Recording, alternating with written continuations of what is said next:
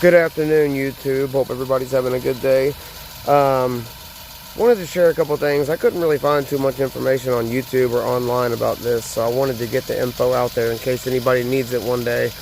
I have a 2012 Ford Focus SE, probably one of the most reliable, best cars I've ever owned in my life. She's a good car. She's got almost 220,000 miles on her. Of course, stuff's had to been replaced, quite a few things haven't been replaced, but for the most part, she's a good car. She's gotten me from point A to point B for years with no issues.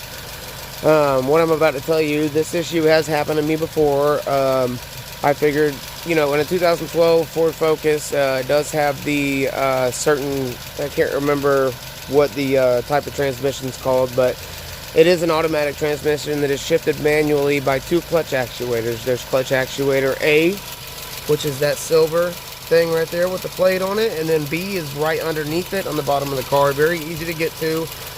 I got in my car this morning. I've replaced those twice, by the way. I got in my car this morning, nothing would happen, would not crank.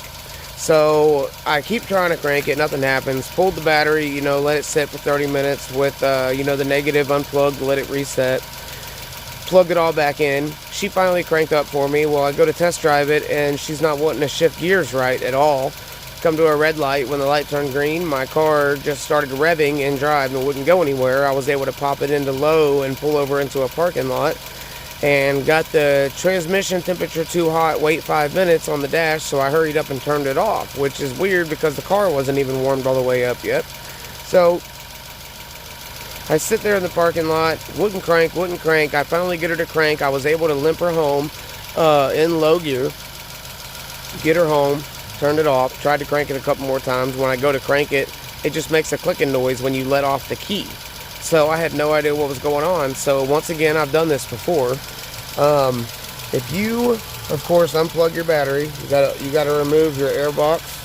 That's pretty much it. Just make sure you unplug all these very carefully, all the connectors, and then make sure they're all plugged back into the right spots. And you just got to get to that right there. I can't remember the size bolt you need, but I was able to get it with a small socket with an extension on it. Again, it's this right here. If you remove it, take it out very carefully. You don't have to unplug it. Just again, make sure your battery's unplugged so you don't shock yourself. Spray some lubricant in there, maybe a little cleaner to spray it out, dry it all off real good, and stick a hex tool down in there. Turn the crank a couple times. You'll see what I mean. There's only one area. Stick it in there, turn it a couple times, lube it up a little better, make sure it's all clean, put it back together, and she should crank right up with no more issues. She cranked right up, gears are changing fine, so y'all comment if you have any questions. You're welcome.